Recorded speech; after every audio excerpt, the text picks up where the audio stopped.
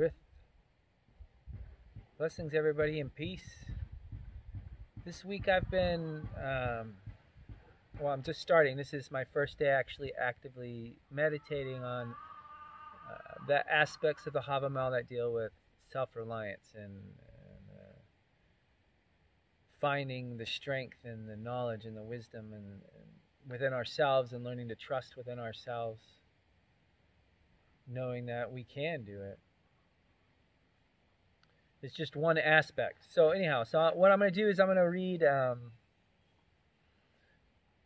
I'll read the stanzas that I found to be relevant regarding self-reliance, and the translation that I'm working with is Chisholm's. I believe that's how you pronounce his name, from his Poetic Edda, and I'll have a link to it. Okay. So stanza 8. Happy is he who gets praise and knows liking staves. He has it hard who must get these things by the help of another. And again, stanza 9. Happy is he who gets praise and has wit throughout his life. A man often gets evil counsel from the heart of another. So I read lots of different translations, and I'm trying to just touch in with some of them. That's why each one of these topic areas, I'm looking for a different translation to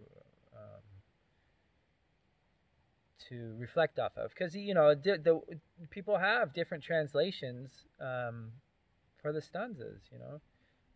I myself I'm starting to work on some, and I'm building. I don't know Icelandic, and I could do Google Translate, but I'm just basically kind of meditating on all the different versions that I can get a hold of, and then allow my own life experiences to inform my translations, and to also, what I'm working on is to make them neutral, so that gender is not the focal point of any of the stanzas, but actually the teaching itself. So I'm working with Chisholm's, and one of the things that Crawford, who's one of my favorite translations, and I actually like Chisholm's too, is I wanted to get to the sense of, because these two verses I found, or these two stanzas I found to be, most everybody translate them as that sense of, like, for instance, to get praise and honor from others, right? It's hard to get, but blessed are those that actually get it from the outside. I mean, yeah, of course, that is a blessing to receive that, and to have that in the community, right. But I like, with Crawford and Chisholm, it feels more like what they're saying is that you find it within yourself. Happy is the person that finds it within themselves, rather than from some outside energy, right, or from others. But rather, you find that honor and you find that praise. You right, that sense of honoring ourselves and our accomplishments and the things that we do. That is a blessing as well. So let's say, stanza 10. A man bears no better burden on the wilderness ways than great wisdom. It will prove better than wealth in an unknown homestead. Which, so I traveled a lot. I traveled all around the United States, and lived on the streets, slept in the under bridges and bushes and everywhere else you can imagine. And that street wisdom is truly more beneficial than coming in with a lot of money, because I've seen plenty of kids come in and they're raging and they're having a good time, and the next thing they know, a couple weeks later, they got nothing. And it didn't serve them well, because now everybody goes their own ways. You know, so to me that is so true in the sense that, irregardless if you have money or not, the wisdom will serve us. Learning how to survive on the streets, learning how to get resources or find resources, learning how to survive, because the streets are definitely more precarious than your day-to-day life. I'm not saying that it necessarily is any more violent, because people with houses have abuse within them way worse. But there's definitely this, it's harsher. Reality is a lot more in your face. So having wisdom is definitely way more helpful in the long run. All right, stanza 15.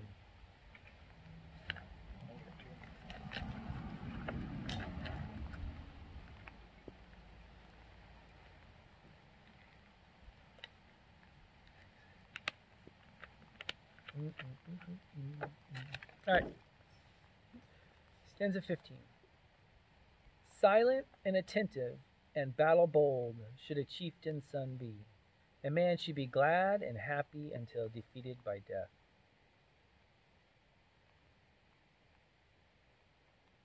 These, this one is more for me.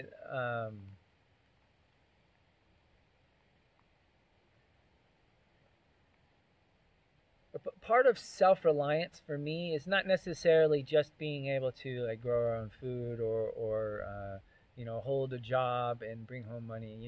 It's not just about taking care of business, right?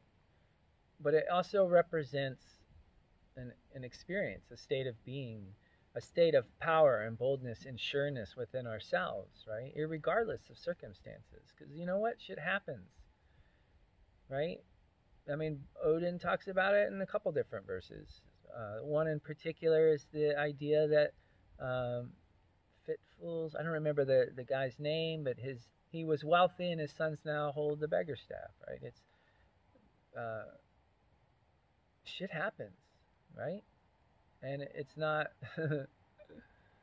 Yeah, there's no blame in that. It is what it is, right? There's an acceptance to reality and self-reliance. To me, part of that is just being true to yourself and being sure of ourselves, right? If shit falls apart, how are we going to be, right? There's that sense of self-reliance, like we know in our own might and our own power, which is pretty fucking awesome if you think about it. We're not dictated or dependent upon some outside agency or force to to to coexist in this, to exist in this world, to like freaking take care of business, to do what needs to be done, to trust in our own strength and our own power and our own intelligence. And of course, yes, we reach out and we seek for outside knowledge and wisdom, and we seek to empower ourselves and strengthen ourselves, right? There is no like end game to that. It's the constant growth process, right? And then when we're not growing, well, it's time to pass on, right? That's the way it works. We see it all around us, the trees, the plants, everything, right? We grow, we die. It's part of a cycle. So self-reliance to me is part of it, is just being, having control over ourselves, right? Uh, to know our strengths and to be able to utilize them. All right, stanza 33. A man should often get his meal early when he visits friends. Otherwise, he sits and idles, eats like he were starving without even asking. So here is the sense of self-reliance in this one is going along with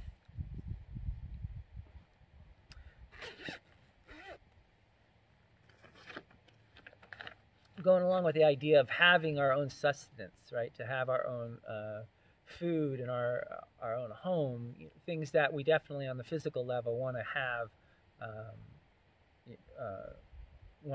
right? The self-sufficiency concept in the physical world. Yeah, of course. We want to try to Well, at least what I want. I don't know what you want, but for what I want is that idea of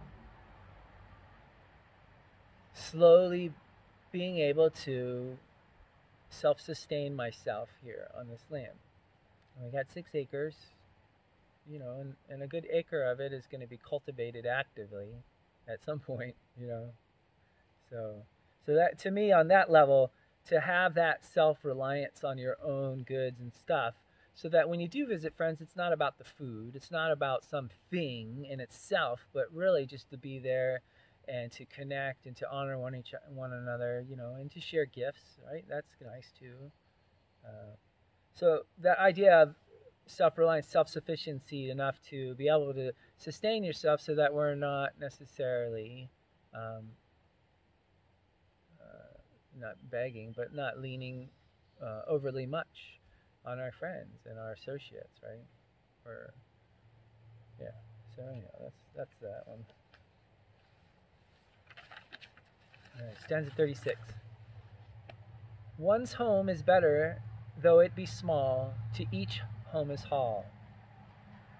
Though he owns but 2 goats and a thatched roof, it is better than begging. And then 37, again connected with that. One's own home is best, though it is small. To each home is hall.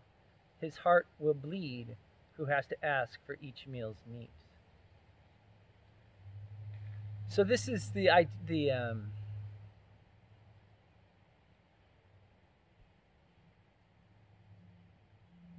and this is definitely my ideal, is to have my own place and to grow my own food and raise my own animals, my own livestock, and to raise my children, right? That and the bare minimum is is great, right? It's better to own our own place, to have our own space, right?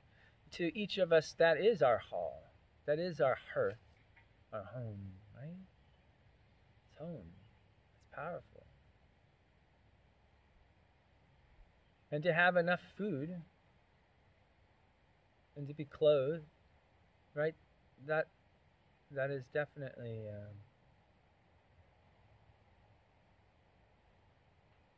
to me that's better than having to beg, right? I mean, and I've done that.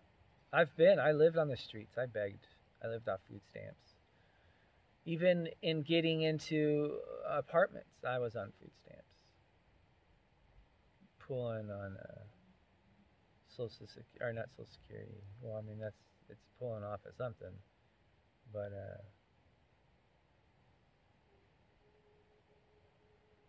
getting help, paying bills. I mean, definitely, I have experienced being poor and destitute and desperate and on the edge.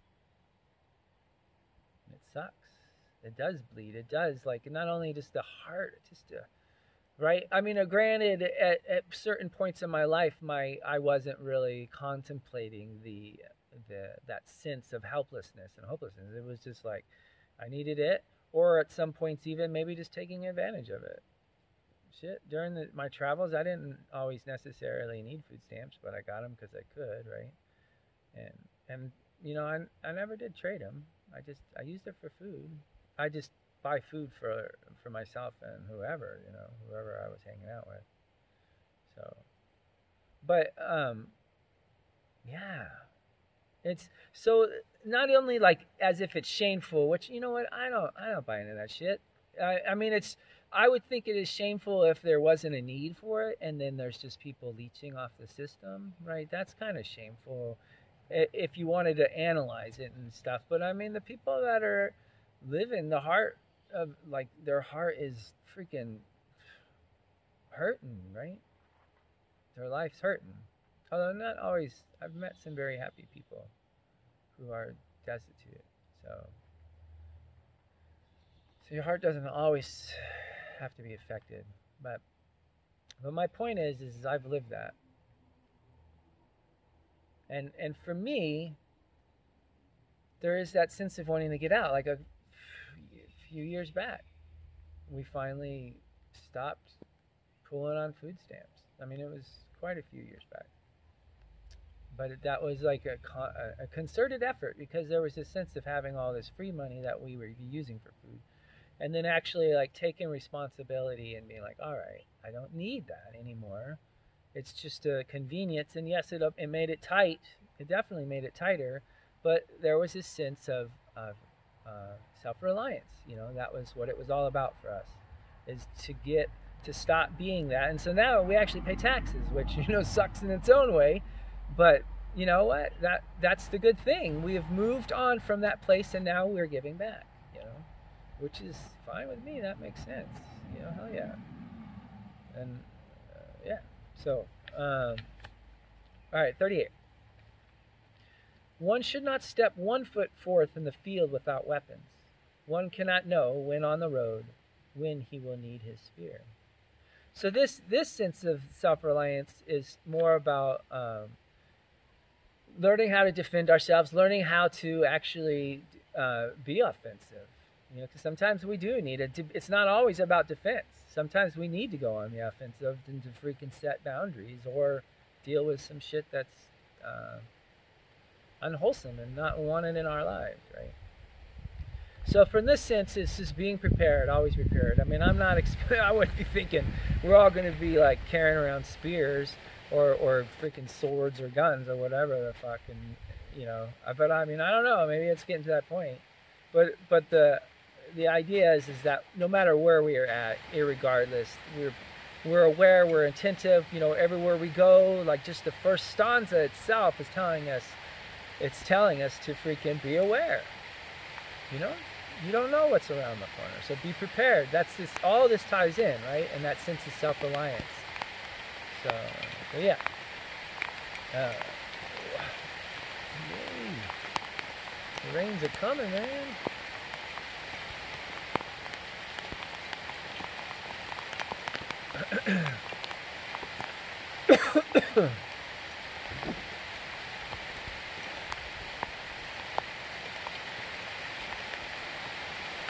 I don't know how good this speaker will be, but we'll see. So, 47. When I was young, I once traveled alone and lost my way. I thought myself rich when I found another. Man rejoices in man.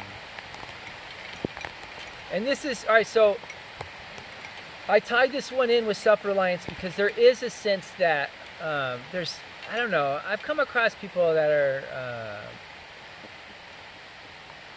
like totally gung-ho, 100%, total self-reliance, total self-sufficiency, like have nothing at all to do with society, and so, they're living in a mud hut and, shitting in the ground. I mean, and growing their own food, it's pretty cool, but I like porcelain toilets, and I like the convenience of things, and I like to, there's a lot of stuff I like, and so for me, it's not necessarily trying to totally exclude myself from my society. It's not about that, but seeking to find a balance, right?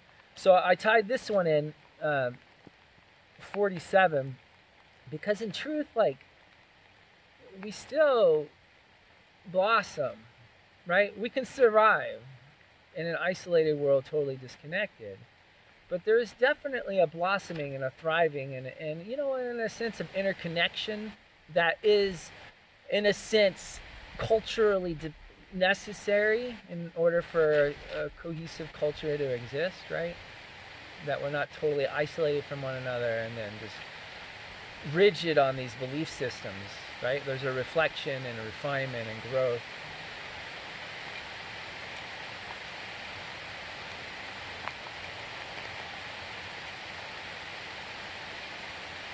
So I definitely want to emphasize that.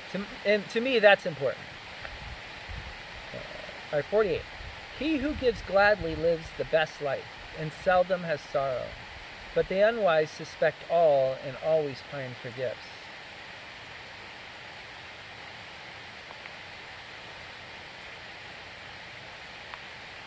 So, and I tied this one in with the last one, 47. For that, for me, self-reliance can mean a lot of stuff. Self-sufficiency on the physical world, mental control, emotional balance, right? Intentionalness, like, so there's a lot of different areas of self-reliance, and this one, I look at it as the two ways of kind of going into life. One is that sense of gladness and sharing and flowing, and the other is the sense of like kind of fear and resistance and hoarding, and I definitely find that the one that is more uplifting and giving and flowing has, way less sorrow in life, because they're focused on more uplifting things, and sorrow doesn't really exist in that space and energy.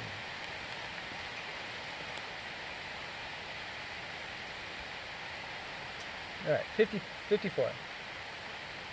Middle wise should each man be, and not overwise.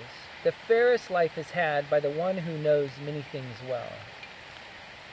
So for me, on the not only from the sense of mental control, but also in the sense that we know a lot of things. Like I'm starting to get there, but my neighbor is pretty cool because he's coming from a place of no knowledge, and he's totally, fixing up his house, and it's really beautiful. And that's something that I'm starting to do. I've never really been into carpentry, because I was traveling or in prison, so carpentry wasn't the thing. But I'm starting to really like that sense of self-sufficiency. Like, I'm not going to have to fork over $300 to have someone else do it, which then, there's no guarantee the job will be done in a good way, anyways, right? There's plenty of bad reviews out there.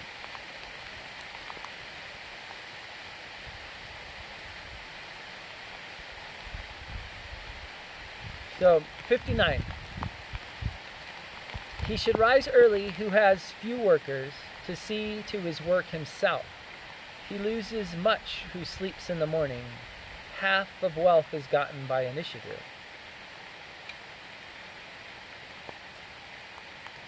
So it's cool. Like, one of the things I really like about studying and meditating on the Hávamál is also, as I'm reading these, I kind of get a feeling or a glimpse into